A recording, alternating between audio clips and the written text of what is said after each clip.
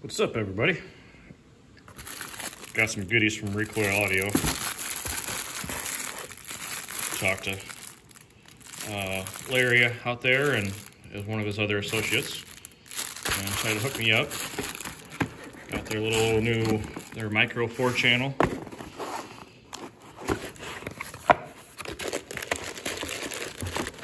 little beefy too. This is going to be running a set of rear coaxials, 6.5 echoes. Shouldn't be more than enough power for those little guys. Man, it's so small too, but it's like, it's gotta be more than 4 pounds. 3-4 pounds. Not too shabby. 60 amps of fusing. Yeah, it is cheaper than the other one, so it has a little bit, you know, the flat terminals in there. Can't argue with that size though. Let's see what we got here. It looks like your standard run-of-the-mill input level, pre-in, speaker in, which is weird. I think the high end or the input level is for. I'll have to try it out. So speaker in must be if you have like a RCA converter, like a line converter or whatever. This doesn't have much voltage, but let's see, put it out. We got RCA is going to come back from the head unit, so I think it should be good.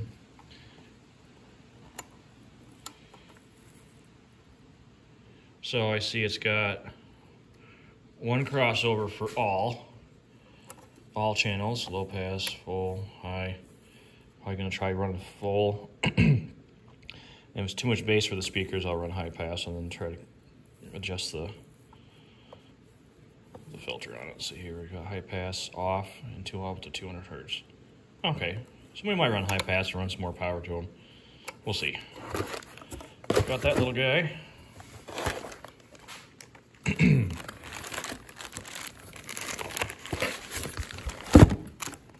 Manual, yada yada. It's not bad stuff, especially for the money we're paying for this Recoil stuff. He threw in some extra goodies for me. Speaker baffles and then the little foam pads that go behind the door. So that's nice. I like that. Got 2 sets of those. Smaller.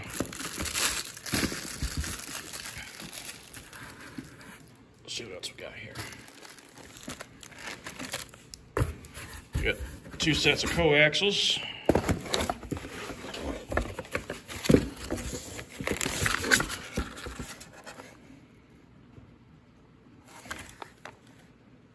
Cool.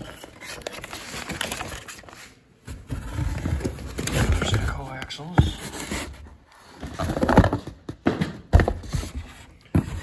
Some speaker wire.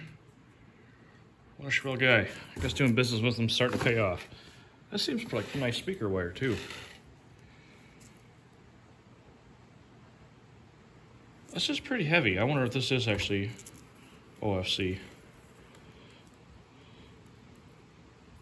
Looks like it's solid copper. Feels like it. 16 gauge. Plenty heavy enough to run. Threw in a set of their 2 channels because I didn't have those, and then yeah, we're doing another project with the 318 soon. Gonna do a nice big slot port. Lots of junk goodies here. And here's the 4-channel ones that I had ordered. So these are really nice. I like how they're separated like that. Kind of reminds me of almost like a Stinger kind of thing. Probably all the same. But those are cool because they have all different colors. See, like the sky high ones I bought before, they don't. The 4 channels are, you have to actually ring them out. It's kind of stupid to figure out what's like a left and right, rear and front. So it's kind of silly. Put some of this back in the box. Look at the speakers.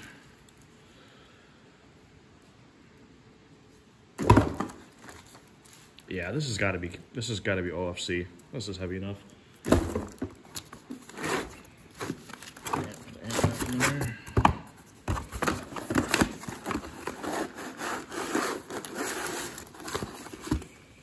Check out the, give me a second.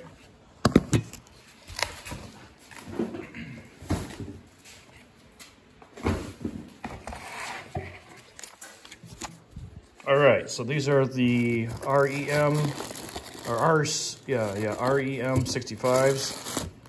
I'm gonna be putting them in 2002 F-150. And I'm gonna probably make some 1/4-inch plywood little plates to go across the 6x8 hole, like adapter, and then put the baffle in there and everything. These are pretty heavy. I mean, they're only like 50 watt RMS speakers.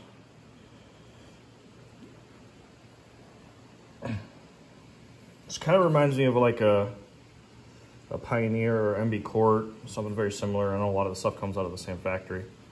But I had CT Sounds in the red F-150. 5x7s or 6x8s, and all of them were failing on radio power, and it's not like I've never tuned stuff before. You know, it's just running off the radio, got no bass going to nothing, and they're all failing, so kind of learning about if you underpower stuff, it can be just as bad as overpowering it. But these don't seem too bad.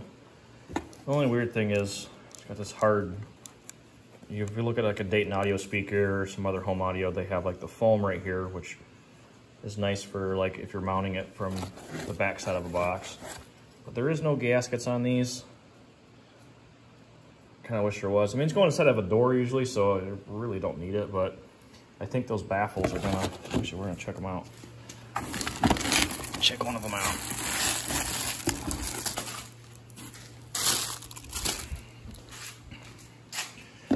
So, got the pre-cut little holes in there. See how this is gonna work. Oh, that'll work great. Put the door panel back on. So that'll seal it right up.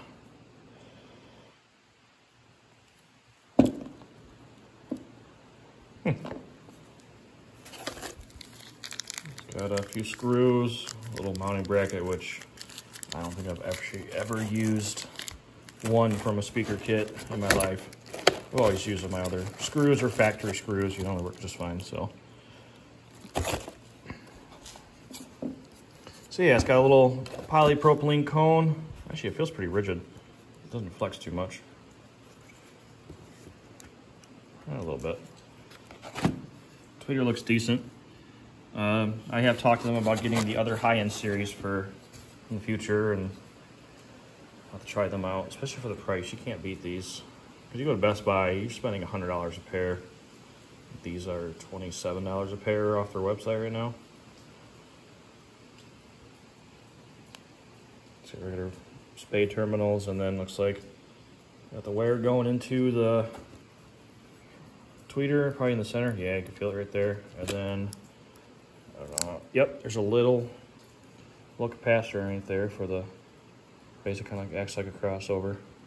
Block out the bass frequencies. Sweet. So yeah, can't wait to try these out. I'm not looking to blow the doors off of these. I just want it to sound good and keep up with the bass. So soon I'm going to be ordering their Echo Series subs. I want to do 2 subs facing down and a down firing underneath the seat, 2 of their 8-inch woofers on the Recoil Audio 600.1. We'll try that from there. Or if I can't get that going, probably gonna recone this DC Audio 8. I don't know, probably for the 5th time. You go put 2,000 watts to it. It'll last for about a couple weeks, and then yeah, it's a fun project though because it gets loud for a while. And then what starts failing in there is the leads going to the coil every time. Nothing actually smells in here. Nothing. The coil doesn't come apart.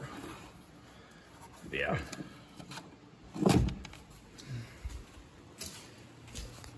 But anyways, guys, I'll do an install video probably in a few weeks from now.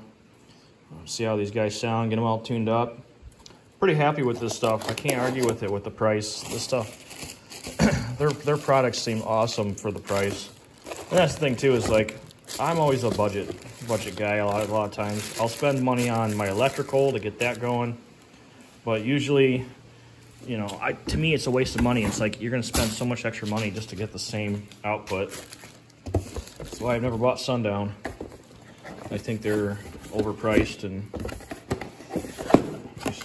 even DC audio is going through the roof now. I don't like them, so I've always been an Incriminator fan. Or building my own speakers.